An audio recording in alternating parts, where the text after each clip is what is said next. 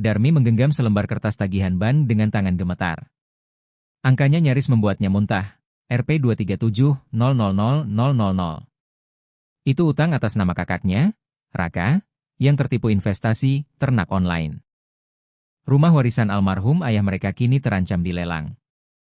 Ibunya, Mbah Karsiem, hanya bisa duduk lemas di kursi bambu, menggenggam tasbih dengan mata sembab. Darmi merasa seluruh langit runtuh di atas pundaknya yang ringkih. Ia baru 2 bulan berhenti dari pabrik konveksi karena PHK massal. Tabungannya tinggal sisa ratusan ribu. Tawaran untuk jadi TKW sempat ia tolak mentah-mentah dulu.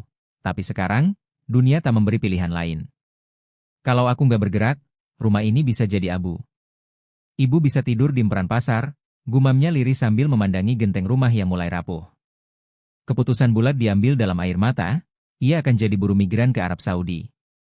Kabar itu membuat tetangga bergunjing. Seperti biasa. Anak wedok kok dadi babuning Arab, ndak takut diapakno, bisik Bulani di warung. Tapi Darmi tak peduli. Ia tahu banyak kisah gelap dari negeri gurun, dipukul, dianiaya, bahkan diperkosa. Tapi bayangan rumah yang disita dan ibunya yang terus menangis membuat ketakutan itu dikalahkan oleh tekad. Sore itu, Darmi pamit ke ibunya dengan pelukan yang lama. Mbah Karsiem menciumi ubun-ubun anak bungsunya sambil bergetar. Darmi, nek ono apa-apa, pulanglah. Ibu ra bakal nyalahke. Tapi Darmi hanya mengangguk. Ia tahu ini bisa jadi perjalanan sekali jalan. Ia tahu dirinya akan masuk ke dunia yang tak pernah ia bayangkan. Keberangkatan berlangsung cepat.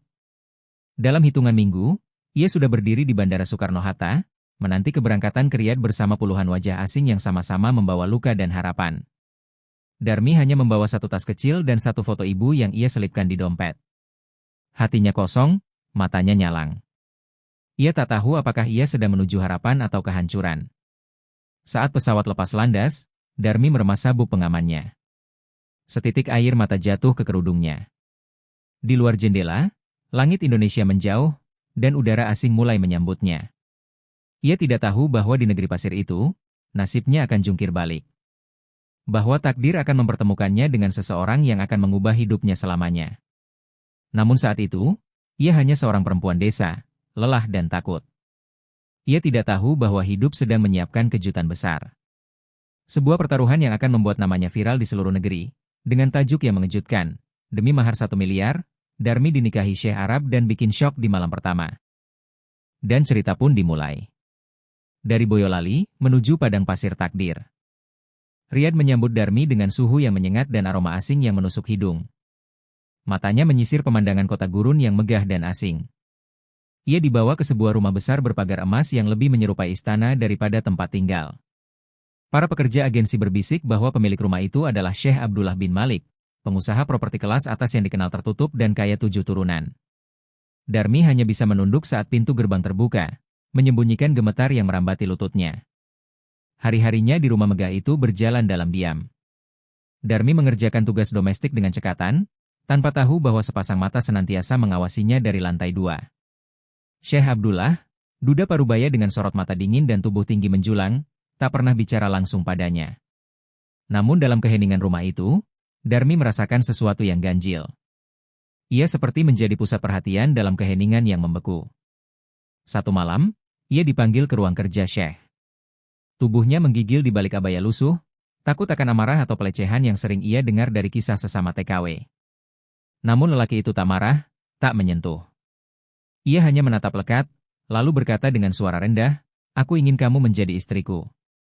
Tidak untuk selamanya. Tapi untuk sekarang." Darmi nyaris tak bisa bernapas. Otaknya seperti berhenti bekerja. Menikah? Dengan majikannya sendiri? Abdullah lalu menggelar selembar surat perjanjian. Isinya jelas dan tegas, ia akan memberikan mahar senilai 1 miliar rupiah, rumah di Boyolali untuk Ibu Darmi, dan perlindungan hukum lengkap. Pernikahan dilakukan secara sah, tidak akan dipublikasikan luas, dan Darmi bebas memilih waktu perceraian di kemudian hari jika ia tak sanggup meneruskan. "Kamu bisa pulang sebagai orang merdeka," ujarnya sambil memalingkan wajah. Ada luka di sorot matanya yang tak bisa Darmi tafsirkan. Darmi pulang ke kamarnya dengan dada berdegup tak keruan. Ia berdoa, menangis, bahkan meratap dalam hati. Uang itu bukan cuma soal harta. Itu adalah jalan pulang bagi keluarganya. Tapi di balik semua itu, ada satu pertanyaan besar. Mengapa seorang syekh yang bisa menikahi siapapun di dunia ini, memilih dirinya yang hanya perempuan kampung? Keesokan harinya, dengan suara serak dan mata sembab, Darmi mengangguk pelan di hadapan Abdullah. Ia menyetujui lamaran itu, tapi dengan satu syarat, jangan perlakukan aku seperti barang, Tuan. Aku perempuan yang punya jiwa. Abdullah hanya membalas dengan anggukan kecil. Tak ada senyum. Tak ada pelukan. Hanya keheningan panjang yang membuat dada semakin sesak. Hari itu, Riyad kembali panas. Namun di ruang kecil kamar Darmi, tubuhnya menggigil seperti salju jatuh di gurun pasir. Ia tak tahu, bukan hanya pernikahan yang menantinya, tapi juga malam yang akan mengubah segalanya. Malam pertama yang bukan tentang tubuh, melainkan rahasia gelap yang siap menyergap. Darmi menarik napas panjang.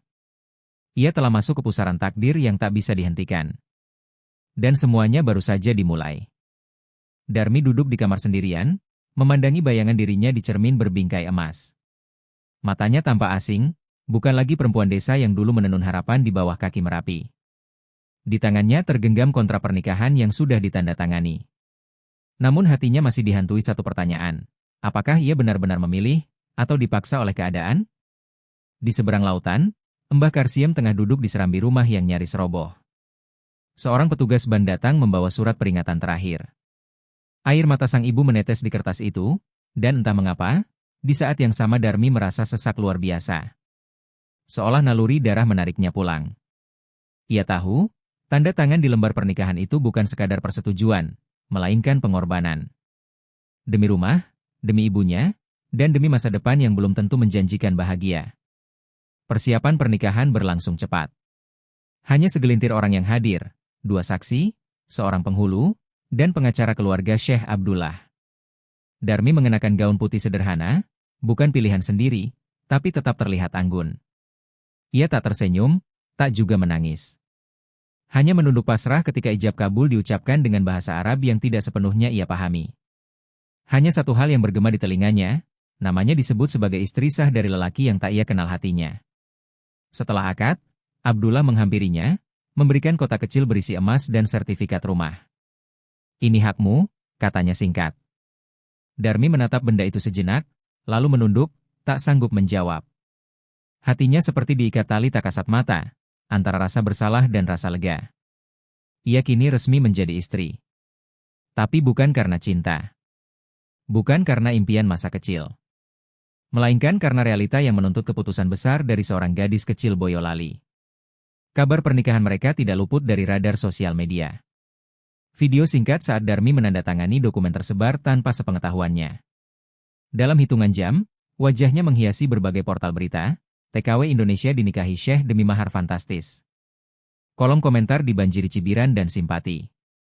Ada yang menyebutnya wanita matre, ada pula yang menyebutnya pahlawan keluarga. Namun Darmi hanya diam, menahan gejolak yang tak bisa diceritakan siapapun. Abdullah tetap seperti semula, dingin dan menjaga jarak. Ia tak menyentuh Darmi, tak menuntut apapun. Tapi justru itulah yang membuat Darmi semakin gelisah.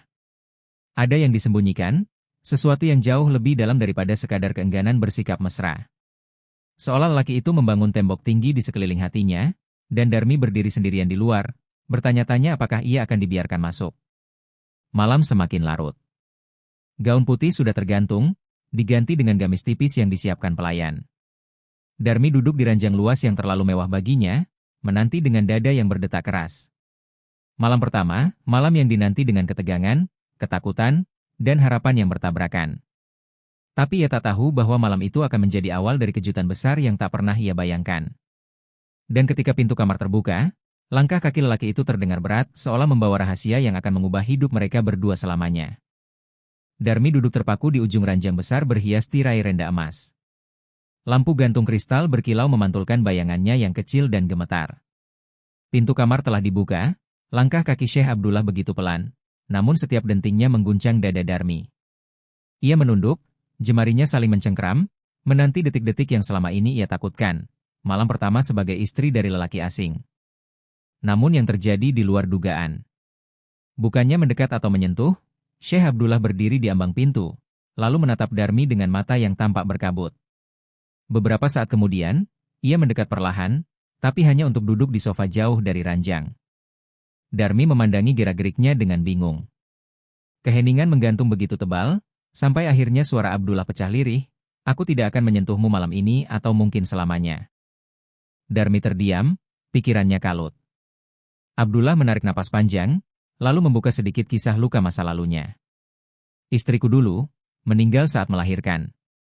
Sejak itu, aku tak bisa menyentuh perempuan tanpa dihantui wajahnya," ujarnya dengan suara bergetar. Darmi tercekat. Matanya melebar. Malam pertama yang ia bayangkan penuh ketegangan jasmani, justru berubah menjadi malam pengakuan penuh luka dan air mata. Abdullah, lelaki yang selama ini terlihat kokoh seperti batu karang, malam itu luluh dalam peluk kesedihannya sendiri. Ia menutupi wajah dengan telapak tangan, menahan tangis yang terdengar pelan namun nyata. Darmi, yang awalnya merasa seperti tumbal kontrak, mendadak melihat sisi lain dari lelaki itu. Sisi rapuh yang tersembunyi di balik gelar, harta, dan nama besar. Di luar kamar, dunia justru bergemuruh. Video pernikahan mereka, yang direkam diam-diam oleh pelayan istana, telah menyebar. Media Arab dan Indonesia berlomba memberitakan dengan berbagai versi. Ada yang menyebutnya pernikahan kontrak termahal, ada pula yang menyebut Darmi sebagai wanita yang menaklukkan sang syekh. Foto wajahnya saat menunduk dalam prosesi akad terpampang di mana-mana, menjadi viral dalam semalam. Ponsel pelayan rumah berdering tak henti.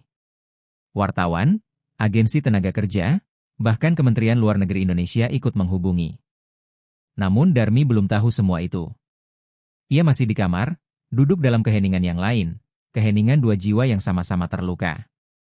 Ia mulai sadar bahwa pernikahan ini bukan hanya tentang uang, bukan pula tentang status, tapi tentang dua manusia yang mencoba berdamai dengan masa lalu yang tak termaafkan.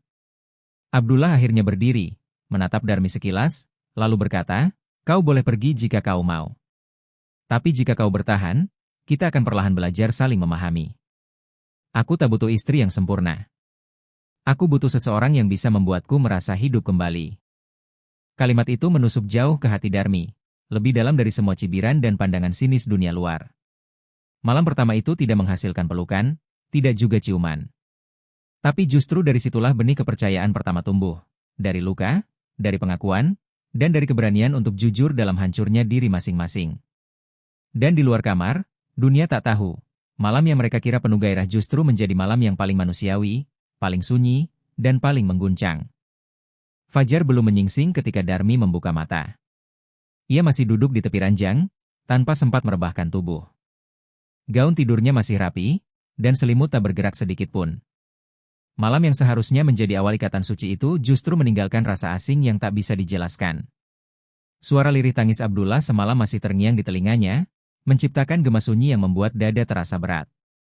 Ia tak tahu apa yang harus dirasakan, lega, bingung, atau malah hampa. Pintu kamar diketuk pelan. Seorang pelayan perempuan masuk membawa nampan sarapan. Matanya memandang Darmi penuh rasa ingin tahu, tapi cepat-cepat ditundukkan. "Tuan memintaku mengantarkan ini," bisiknya dalam bahasa Arab yang lambat. Darmi hanya mengangguk kecil. Ia tahu, hari ini dirinya bukan hanya istri, tapi juga sorotan utama rumah megah itu. Belum sempat ia menyentuh roti datar di piring, pelayan yang sama kembali masuk dengan ponsel di tangan. "Lihat ini, wajahmu di mana-mana." Darmi nyaris menjatuhkan cangkir saat melihat layar ponsel. Dirinya, dengan gaun putih dan kerudung sederhana, menjadi sampul berita di media Timur Tengah hingga Indonesia. Judul-judul mencolok memenuhi layar. Istri baru sang syekh misterius, gadis biasa dari Boyolali, mahar 1 miliar, malam pertama penuh air mata. Dan yang lebih kejam, dibeli atau dinikahi? Dunia luar telah menarik kesimpulan tanpa tahu apapun tentang perasaannya. Sore harinya, Abdullah akhirnya memanggilnya ke taman belakang.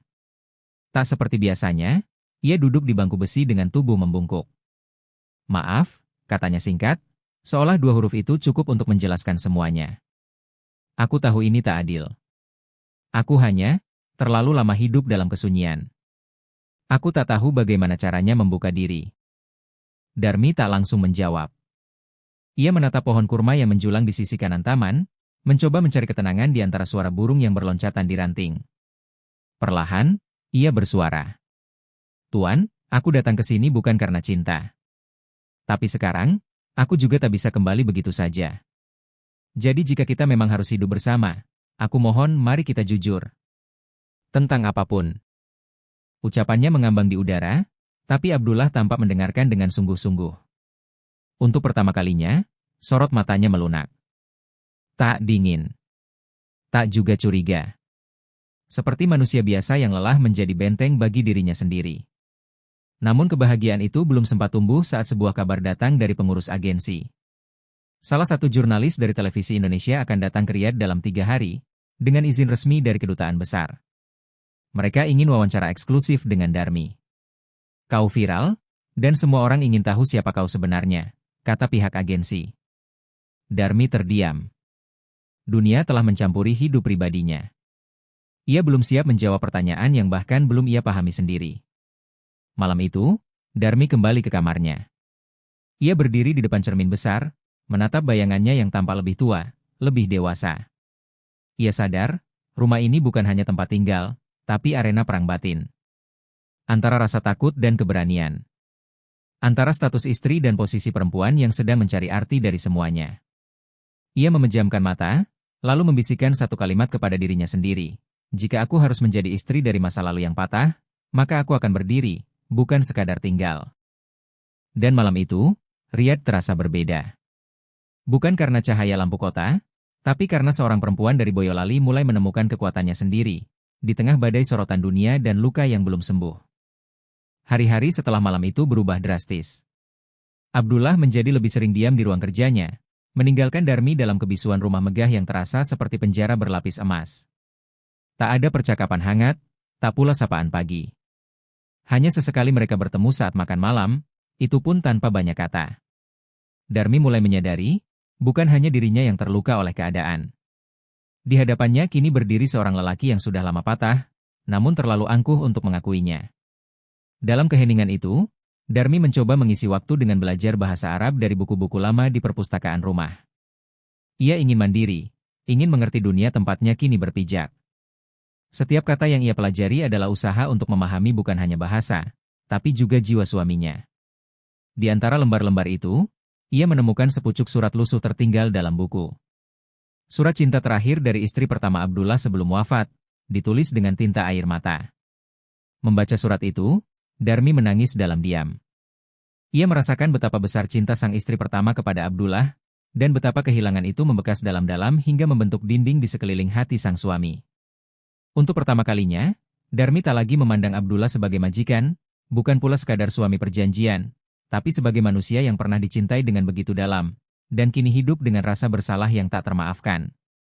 Saat Abdullah menemukan Darmi tengah memeluk surat itu, ekspresinya membeku. Ia berjalan pelan mendekat, lalu duduk di sampingnya, menatap kosong ke arah jendela. Kau tahu, aku mengubur diriku bersama mayat istriku, katanya lirih. Aku hidup, tapi tak pernah benar-benar bernapas. Suaranya nyaris tak terdengar, seolah kata-kata itu berat baginya untuk keluar. Darmi tak menjawab. Ia hanya menyentuh jemari lelaki itu perlahan, gestur kecil yang membuat dada Abdullah berguncang hebat. Malam itu, untuk pertama kalinya, mereka duduk berdampingan cukup lama tanpa saling menjauh. Tak ada pelukan. Tak ada ciuman. Hanya keheningan yang terasa jujur. Seperti dua jiwa yang saling mengenali luka masing-masing. Dan dari sanalah semuanya mulai berubah. Tak lagi sebagai pengantin yang dipaksa keadaan, tapi sebagai dua orang yang mulai saling membuka pintu hati yang lama tertutup. Namun kedamaian itu tak bertahan lama. Keesokan harinya, Abdullah menerima sebuah surat dari keluarga besarnya di Jeddah. Isinya menohok, mereka menuntut agar Abdullah menceraikan Darmi. Alasannya jelas, memalukan nama keluarga. Menikahi perempuan kampung dari negeri seberang dianggap aib, apalagi setelah pernikahan mereka viral dan menjadi sorotan internasional. Darmi tahu kabar itu dari pelayan yang menangis di dapur. Ia terdiam cukup lama, lalu beranjak ke taman belakang tempat ia biasa mengasingkan diri. Udara sore Riyadh terasa lebih dingin dari biasanya. Ia tak menangis, tapi dada terasa sesak. Dunia belum selesai menghakiminya. Luka masa lalu Abdullah belum sembuh, namun kini luka baru mengintai dari arah lain. Ia hanya bisa menggenggam sekuat hati, menanti apakah suaminya akan memilih cinta, atau tunduk pada tekanan darah bangsawan. Dan sekali lagi, hidup memaksanya untuk kuat, bahkan ketika harapan mulai menipis. Pagi itu, surat dari keluarga besar Abdullah menjadi duri dalam mahligai yang bahkan belum sempat tumbuh. Darmi berjalan menyusuri koridor marmer rumah megah itu, tapi kini tiap pantulan langkahnya seperti menggema penuh tekanan. Ia bukan sekadar istri yang diperbincangkan publik, tapi juga musuh diam-diam dari keluarga suaminya sendiri. Setiap pelayan menunduk saat berpapasan, namun matanya penuh ketakutan, seolah turut merasakan ancaman yang menggantung di udara. Di ruang makan, Abdullah duduk membelakangi matahari. Kopi di cangkirnya dingin, namun tangannya masih menggenggamnya erat. Tanpa menoleh, ia berkata pelan, "Aku tidak akan menceraikanmu, Darmi." Kalimat itu membuat dada Darmi berdesir, tapi tak sekalipun ia tersenyum. Karena ia tahu, pernyataan itu membawa konsekuensi besar. Dunia Abdullah yang selama ini tertata rapi, kini retak karena keberadaan dirinya. Dan di balik niat baik itu, badai baru tengah mengintai. Kehidupan mereka berubah. Darmi dipindahkan ke kamar utama sebagai istri resmi, namun bukan tanpa gesekan. Beberapa pelayan yang setia pada keluarga besar mulai bersikap dingin. Ada piring yang retak dihidangkan padanya, makanan yang tiba-tiba terlalu asin, dan pandangan sinis yang seolah menampar setiap kali ia melangkah. Tapi Darmi tidak gentar. Ia mengingat wajah ibunya, mengingat alasannya datang ke negeri ini, bukan untuk menyerah, tapi untuk bertahan. Abdullah, di sisi lain, mulai menunjukkan sisi yang berbeda. Ia tak lagi membungkam diri di ruang kerja, sesekali ia mengajak Darmi berbicara tentang masa kecilnya, tentang luka-luka yang tak pernah sembuh, dan tentang mimpinya yang dulu ingin hidup sederhana, jauh dari tekanan keluarga kerajaan. Darmi mendengarkan, bukan dengan telinga, tapi dengan hati yang mulai lunak. Ia merasa, untuk pertama kalinya, dirinya dibutuhkan bukan karena tubuhnya, tapi karena jiwanya. Namun kebahagiaan itu masih terlalu rapuh. Suatu malam, saat Darmi tengah mengaji sendiri di sudut ruang sunyi, seorang perempuan datang tanpa diundang, anggun, berwajah tajam, dan membawa aura mengancam. Ia adalah Ummu Maryam, istri pertama Abdullah yang telah diceraikan setahun lalu. "Kau pikir kau bisa menggantikan aku di rumah ini?" bisiknya dengan suara tenang tapi menyesakan. "Aku dibuang karena kau, dan aku takkan dia melihat pelacur desa duduk di tahtaku." Kata-kata itu menusuk lebih tajam dari belati. Darmi tidak menjawab, hanya menatap balik tanpa gentar, tapi jantungnya berdegup tak karuan. Ia sadar, ini bukan lagi soal hubungan pribadi. Ini soal harga diri, soal perang batin yang tak bisa dimenangkan hanya dengan air mata. Dunia yang ia masuki bukan dunia biasa. Rumah megah ini adalah arena pertarungan yang sunyinya lebih menakutkan daripada teriakan. Keesokan paginya, Abdullah memanggil Darmi dan mengaku bahwa Ummu Maryam mengancam akan membawa kasus ini ke pengadilan syariah dengan dalih, pernikahan dipengaruhi oleh sihir atau tekanan ekonomi. Abdullah marah, tapi Darmi tenang. Ia berkata, "Kalau ini harus kuhadapi, aku akan berdiri sendiri. Aku datang ke rumah ini bukan untuk merusakmu, tapi justru untuk memperbaiki hidupku." Dan untuk pertama kalinya, Abdullah memeluknya. Bukan karena nafsu, bukan karena kewajiban, tapi karena ia tahu, perempuan di pelukannya itu, yang datang dari Boyolali dengan luka dan tekad, kini telah menjadi benteng di hidupnya yang porak-poranda. Desas-desus tentang Darmi tak hanya menggema di dalam istana, tapi kini menjalar ke meja-meja pengadilan. Ummu Maryam, mantan istri Abdullah yang terbuang, secara resmi mengajukan gugatan ke Dewan Syariah Riyadh, menuduh bahwa pernikahan Abdullah dengan Darmi syarat tekanan dan manipulasi. Ia menuduh Darmi menggunakan sihir, memanfaatkan kondisi mental Abdullah yang belum stabil, dan bahkan menyogok para saksi nikah. Tuduhan keji itu masuk ke telinga Darmi seperti petir di siang bolong, memukul sisa tenang yang ia pertahankan mati-matian. Surat panggilan resmi dari otoritas keimigrasian pun datang, menyebut bahwa visa tinggal Darmi akan dicabut sementara sampai investigasi selesai. Jika dalam 2 minggu tak ada pembelaan sah, ia bisa dipulangkan secara paksa ke Indonesia. Dunia yang baru mulai memberi ruang bernapas kini kembali meruncingkan taringnya. Abdullah mengamuk begitu tahu, membanting berkas dan menolak makan, namun segala koneksinya tak bisa menahan hukum agama yang mulai bergerak liar karena tekanan dari pihak keluarga bangsawan. Darmi hanya diam saat kabar itu diumumkan. Tidak menangis. Tidak bertanya. Ia mengurung diri di kamar dan membuka koper lamanya, koper kecil yang dulu dibawanya dari Boyolali. Di dalamnya, masih tersimpan foto ibunya yang kini mulai kusam, serta secari kertas doa yang ditulis Mbah Karsiem. "Yen uripmu diciprati fitnah, elingo Gusti Allah ora sara." Matanya basah, tapi jiwanya bangkit. Ia tahu, ia tak bisa kabur. Ia harus melawan. Dengan kebenaran yang masih ia genggam erat. Sore itu, Darmi datang sendiri ke kantor pengacara. Mengenakan abaya hitam dan wajah tanpa riasan, ia meminta untuk menyusun pembelaan secara resmi. Ia menyerahkan semua bukti, kontrak nikah sah, saksi hidup, dan surat dari rumah sakit tentang kondisi psikologis Abdullah yang menunjukkan bahwa pria itu sadar penuh saat menikah. Ia menolak dikasihani. Ia tak ingin tampil sebagai korban, tapi sebagai perempuan yang tahu haknya dan tak sudi diinjak. Sementara itu, masyarakat Arab dan Indonesia terbelah dua. Tagar Safe Darmi dan Boyolali Brave Girl membanjiri media sosial, tetapi bersamaan dengan itu, muncul pula kampanye gelap dari kelompok konservatif yang mencibirnya sebagai perebut harta dan kehormatan bangsawan. Rumah tempat ibunya tinggal di Boyolali sempat dilempari batu oleh orang tak dikenal yang termakan isu miring. Darmi merasa seperti sedang ditarik oleh dua dunia. Yang satu ingin menyelamatkannya, yang lain ingin menguburnya hidup-hidup. Di tengah kekacauan itu, Abdullah justru mengambil langkah mengejutkan. Ia mengadakan konferensi pers terbuka di halaman rumahnya sendiri, didampingi Darmi. Dengan suara tegas, ia menyatakan bahwa Darmi adalah satu-satunya alasan ia bisa kembali berdiri dan waras. Jika pernikahan ini dibatalkan, maka batalkan pula hidup saya, ujarnya tajam. Sorotan kamera menyorot wajah Darmi yang tetap tenang, meski jantungnya bergemuruh. Dunia akhirnya melihat, bukan sekadar syekh dan TKW, tapi dua manusia yang sedang mempertaruhkan harga diri di depan publik. Namun, pengumuman itu tidak menghentikan tekanan. Dewan Syariah tetap memutuskan untuk menggelar sidang tertutup. Dan di sanalah, nasib Darmi akan ditentukan, antara tetap tinggal sebagai istri sah, atau dideportasi sebagai perempuan yang dianggap melangkahi batas. Malam sebelum sidang, Darmi berdiri menghadap kiblat, memanjatkan doa panjang tanpa suara. Ia tidak meminta keajaiban. Ia hanya ingin satu hal, agar kebenaran bicara, lebih lantang dari semua fitnah yang selama ini mengelilinginya.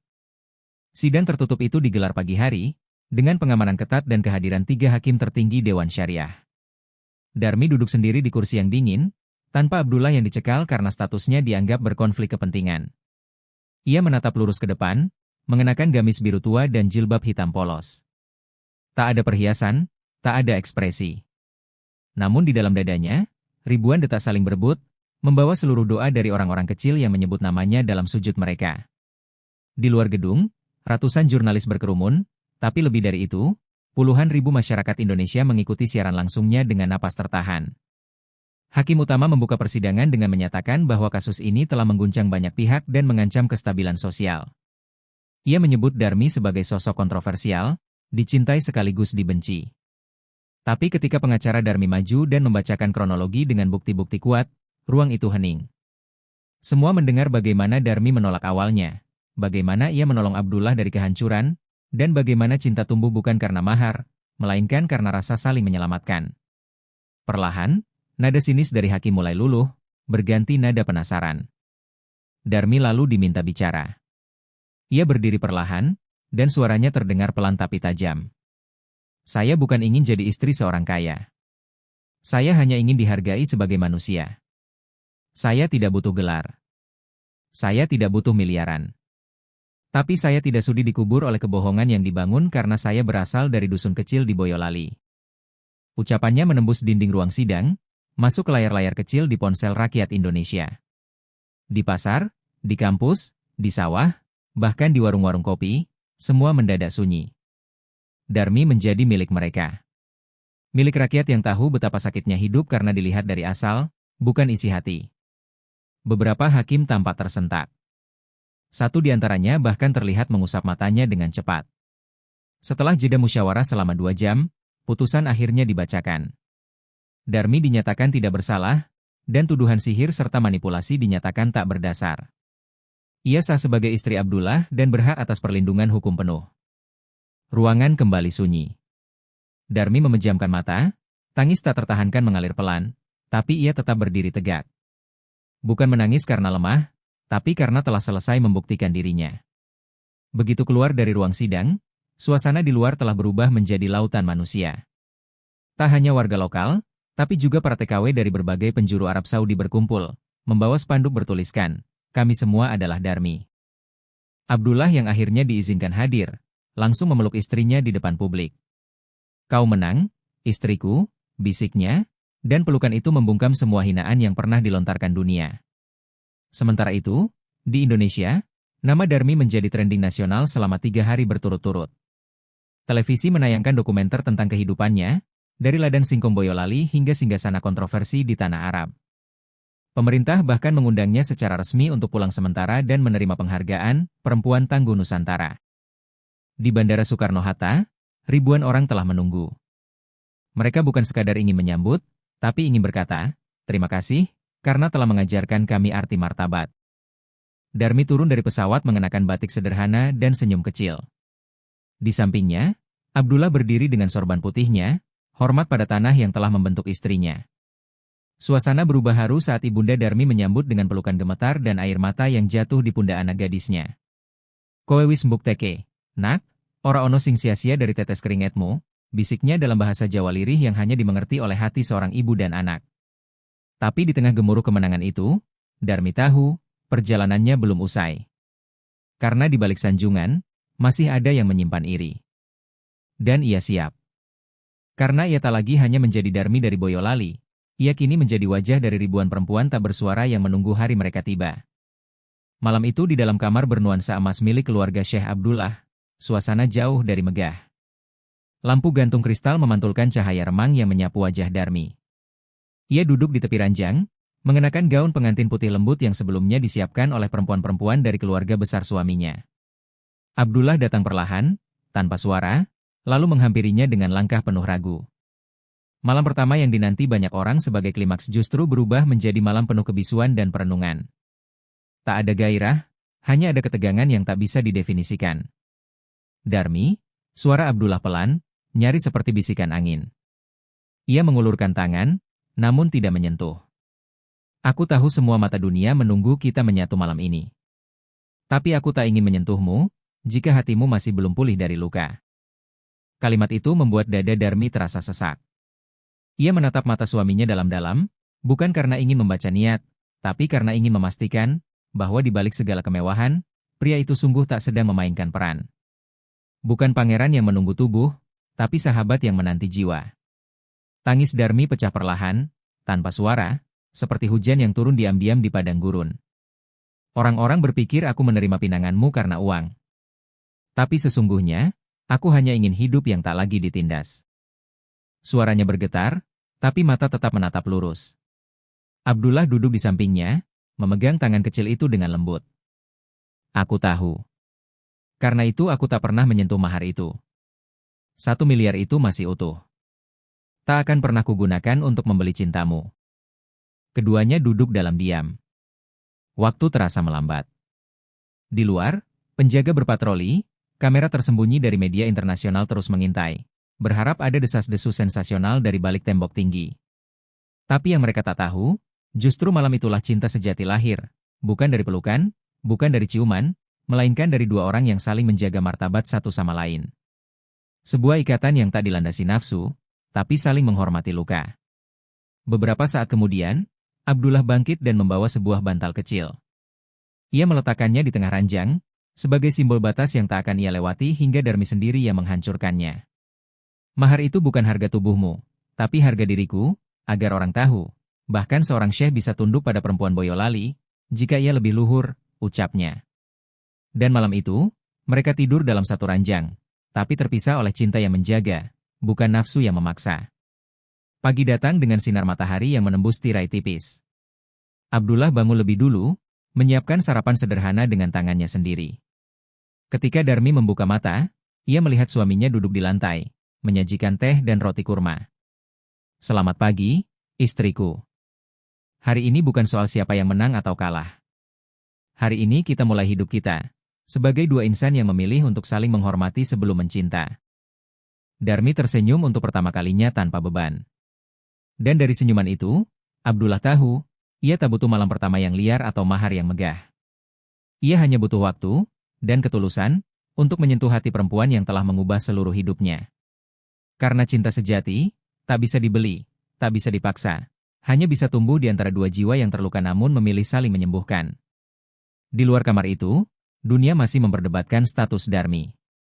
Tapi di dalam hati mereka berdua, sudah tak ada keraguan. Cinta ini milik mereka. Cinta yang datang bukan karena nama, harta, atau darah bangsawan, melainkan karena dua hati yang menemukan rumah dalam kejujuran satu sama lain.